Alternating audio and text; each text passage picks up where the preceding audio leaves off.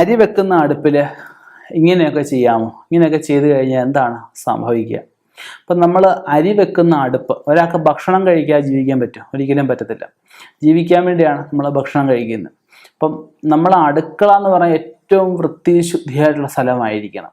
അന്നപൂർണേശ്വരി കുടികൊള്ളുന്ന സ്ഥലമാണെന്നാണ് പറയുന്നത് അടുക്കള എന്ന് പറഞ്ഞു കഴിഞ്ഞാൽ.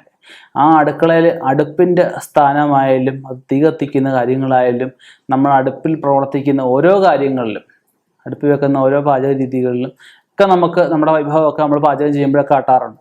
അപ്പോൾ അതിലൊക്കെ എന്ന് പറഞ്ഞു കഴിഞ്ഞാൽ ദൈവാനുഗ്രഹം എല്ലാ കാര്യങ്ങളിലും ഉണ്ട്. അതുകൊണ്ടാണ് ചിലപ്പം ചിലരാണെങ്കിൽ മനസ്സിൽ ദുഷ്ട വിചാരിച്ചും ചിലപ്പോൾ ഒരു കറി വെക്കുന്നു, ചിലപ്പോൾ അത് കരിഞ്ഞു പോകും, ചിലപ്പോൾ ഉദ്ദേശിച്ച സ്വാദ് കിട്ടിയെന്ന് വരത്തില്ല, ചിലപ്പോൾ മറ്റുള്ളവർക്ക് ഇഷ്ടപ്പെട്ടൊന്നും വരത്തില്ല. അപ്പം നമ്മൾ എന്ത് കാര്യങ്ങളും അടുക്കള ചെയ്യുമ്പോഴും വൃത്തിയും ശുദ്ധവും മനസ്സും ഏകാഗ്രത എല്ലാം കൊണ്ട് ചെയ്യേണ്ട കാര്യങ്ങളാണ്. അപ്പം അവിടെ ചെയ്യാൻ പാടില്ലാത്ത കുറച്ച് കാര്യങ്ങൾ ഉണ്ട്. അപ്പം അത് ഞാൻ പറയാം. അതിൽ സംശയമുള്ളവർക്ക് നമുക്ക് കമൻറ്റ് ചെയ്യാം. സംശയത്തിന് നിർവ്വാരണം നമുക്ക് വരുത്തുന്നതായിരിക്കും. അപ്പം അതിൽ ഒന്നാമത് പറയുന്നത് വെച്ച് കഴിഞ്ഞാൽ, നമുക്ക് രാവിലെ എണീറ്റ് കഴിഞ്ഞാൽ എല്ലാവരും സ്വതവേ ചെയ്യുന്നൊരു കാര്യമാണ് അടുപ്പ് കത്തിക്കുന്നത് വളരെ കുറവാണ്. എല്ലാവരും ഇപ്പോൾ ഗ്യാസൊക്കെ ആയിരിക്കും. അപ്പം എന്തായാലും അടുപ്പ് അല്ലെങ്കിൽ ഗ്യാസ് നമ്മൾ ക്ലീൻ ചെയ്യുമ്പോൾ വളരെ ശ്രദ്ധിച്ച് നല്ല വൃത്തിയായിട്ട് ക്ലീൻ ചെയ്യണം, ഒന്നാമത്തെ വിഷയം. അതിൻ്റെ കൂടെ തന്നെ നമ്മൾ ഈ വേസ്റ്റ്, അടുപ്പിലാണ് നമ്മൾ പാചകം ചെയ്യുമ്പോൾ വേസ്റ്റ് തൂത്തുകൂട്ടി അടുപ്പിൽ ഒരു കാരണവശാലും ഇടാൻ പാടില്ല. ആ പാചകപ്പുറത്തുള്ള വേസ്റ്റ് എല്ലാം ഒരുമിച്ച്, നമുക്ക് അതിനകത്തുള്ള ചാരമെല്ലാം ഒരുമിച്ച് നമ്മൾ തൂത്തുമാരി, നമ്മൾ പഴയകാലത്തൊക്കെ ഉപ്പുവെള്ളം കുടഞ്ഞ് അല്ലെ ചാണകവെള്ളം കുടഞ്ഞ് തൂത്ത് വൃത്തിയാക്കണം എന്നൊക്കെയാണ് പറയുന്നത്. അല്ലെങ്കിൽ നനഞ്ഞ തുണി കൊണ്ടാലും തുടത്ത് വൃത്തിയാക്കിയ ശേഷം നമുക്ക് പാചകം ചെയ്യാം. രണ്ടാമത് നമ്മൾ പറയുന്നത്, ഭക്ഷണം പാകം ചെയ്തുകൊണ്ടിരിക്കുന്ന സമയത്ത് നമ്മൾ ഒരു സാധനങ്ങളും നമുക്ക് അടുപ്പിൽ ഒഴിഞ്ഞിടാൻ പാടില്ല. അത് തെറ്റായ ഒരു രീതിയാണ്. അപ്പോൾ നമ്മൾ അടുപ്പിൽ എന്തെങ്കിലും സാധനങ്ങൾ പാചകം ചെയ്യാൻ വെക്കുമ്പോൾ ഒരു നുള്ളെങ്കിലും അടുപ്പിലിട്ട ശേഷം നമ്മൾ ആ പാചകം ചെയ്യാൻ വെക്കുന്ന, ഇപ്പോൾ അരി ആയാലും പച്ചക്കറി ആയാലും, മീനും മുട്ട അങ്ങനെയൊന്നും വേണമെന്ന് ഞാൻ പറയുന്നില്ല, അരിയോ പച്ചക്കറിയോ ഒക്കെ എന്തെങ്കിലും ഒരു നുള്ള അരിയെങ്കിലും അല്ലെങ്കിൽ പച്ചക്കറിയുടെ ഒരു ചെറിയ കഷ്ണമെങ്കിലും തീയിലിട്ടിട്ട് ആ പാത്രം വെച്ച് പാചകം ചെയ്യുന്നത് നന്നായിരിക്കും. അതുപോലെ മൂന്നാമത് പറയുന്നത്, അടുപ്പിൽ വെള്ളം കോരി ഒഴിച്ചൊരിക്കലും നമ്മൾ തീ കെടുത്താൻ നിൽക്കരുത്. നമുക്ക് ആവശ്യമായ പാകമായി കഴിയുമ്പോഴത്തേക്കും കനൽ അങ്ങോട്ട് നീക്കിയിട്ടിട്ട് ആ വിറക് നമുക്ക് മാറ്റി വെച്ചാൽ വിറകിൽ വെള്ളം കുടഞ്ഞ് നമുക്ക് കെടുത്താം. അടുപ്പിൽ ഒരു കാരണവശാലും വെള്ളം കോരി ഒഴിക്കാൻ പാടില്ല. അതുപോലെ ചത്ത ജീവികളെ ചിലർ കാണാറുണ്ട്. മഴയൊക്കെ അടച്ചു പിടിക്കുകയാണെങ്കിൽ, ഇപ്പം എലിയോ അല്ലെ പാറ്റയോ അല്ലെ ചെലന്തിയോ വല്ലിയോ എന്തോ ആയിക്കോട്ടെ, നമുക്ക് ഈ അടുപ്പിൽ തീ കത്തിക്കൊണ്ടിരിക്കുമ്പോൾ അതിനോട് അങ്ങോട്ടും കത്തിക്കുന്ന ഒന്നിടത്ത് ഞാൻ കാണാൻ ഇടയായി. അതുകൊണ്ട് പറയുകയാണ്, അങ്ങനെയുള്ള ചത്ത ജീവികളെ ഒന്നും നമുക്ക് അറിയാതെ ചെയ്യുന്നത് വരാം, അറിഞ്ഞുകൊണ്ടൊന്നും അടുപ്പിലിട്ട് കത്തിക്കാൻ പാടില്ല. അതുപോലെ ആഴ്ചയിൽ, ഇപ്പോൾ എല്ലായിടത്തും ഗ്യാസും ഒക്കെ ആകുള്ളൂ ഉപയോഗിക്കുന്നത്, ഇപ്പം അടുപ്പ് ഉപയോഗിക്കുന്നത് കുറവാണ്.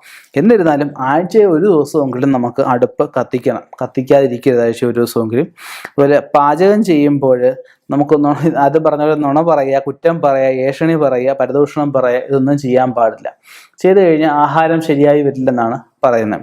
അതുപോലെ കടുക്, ഉപ്പ്, മുളകൊക്കെ എല്ലാവരും നമ്മൾ ഒഴിഞ്ഞിടാറുണ്ട്. അപ്പം ഇങ്ങനെയുള്ള കടുകും ഉപ്പൊക്കെ ഒഴിഞ്ഞിടുമ്പോൾ ഒന്നാമത് ആൻറ്റി ക്ലോക്ക് വൈസിൽ ഇത് ഒഴിഞ്ഞിടാൻ പാടില്ല. ക്ലോക്ക് വൈസ് വേണം നമ്മളെപ്പോഴും ഒഴിഞ്ഞിടാനായിട്ട്. അതുപോലെ നമ്മൾ ഒഴിഞ്ഞിട്ട് ഒരു പ്രാവശ്യം തുപ്പിയിട്ട് അടുപ്പിലിടാൻ പാടില്ല, അത് തെറ്റായിട്ടുള്ള കാര്യമാണ്. അഗ്നിദേവനാണ്, അതിനകത്ത് അന്നപൂർണേശ്വരിയുടെ ഭഗവതിയുടെ അനുഗ്രഹം നമുക്കുണ്ട്. അങ്ങനെയുള്ള ആ ഒരു ശുദ്ധമായ സ്ഥലത്തൊരിക്കലും തുപ്പി നമുക്ക് ഇടാൻ പാടില്ല, ഏറ്റവും തെറ്റായിട്ടുള്ള കാര്യമാണ്.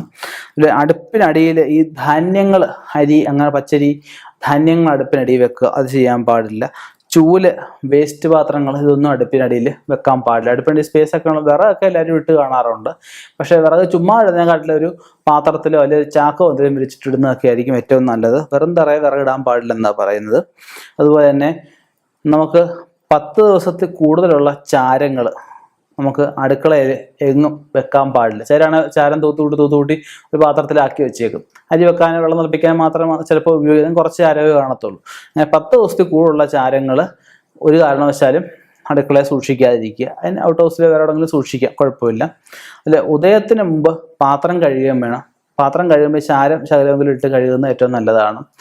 ഉദയത്തിന് മുമ്പായിട്ട് ഈ പാത്രം കഴുകുന്നതോടൊപ്പം തന്നെ അടുപ്പിലെ ചാരവും കഴിവതും വാരി മാറ്റണം. ഉദയം കഴിഞ്ഞ് ചാരം മാരാൻ നിൽക്കരുത്. അതുപോലെ കഴിവതും കുളിച്ച് ശുദ്ധമായതിനു ശേഷം മാത്രം അടുപ്പ് കത്തിക്കാൻ ശ്രമിക്കുക. ഇങ്ങനെയുള്ള കാര്യങ്ങളൊക്കെ ശ്രദ്ധിച്ചു കഴിഞ്ഞാൽ തന്നെ നമുക്ക് അന്നപൂർണേശ്വരി നിലനിർത്താം. അന്നപൂർണേശ്വരിയോടത്തെ മഹാലക്ഷ്മി എടുത്തുള്ളൂ. അന്നപൂർണേശ്വരി മഹാലക്ഷ്മിയൊക്കെ ചേട്ടത്തെ അനിയത്തിയായിട്ടൊക്കെയാണ് പറയപ്പെടുന്നത്.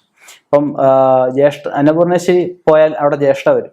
ജ്യേഷ്ഠ വന്നാൽ ആ വീട് മുടിയും എന്നാ പറയുക.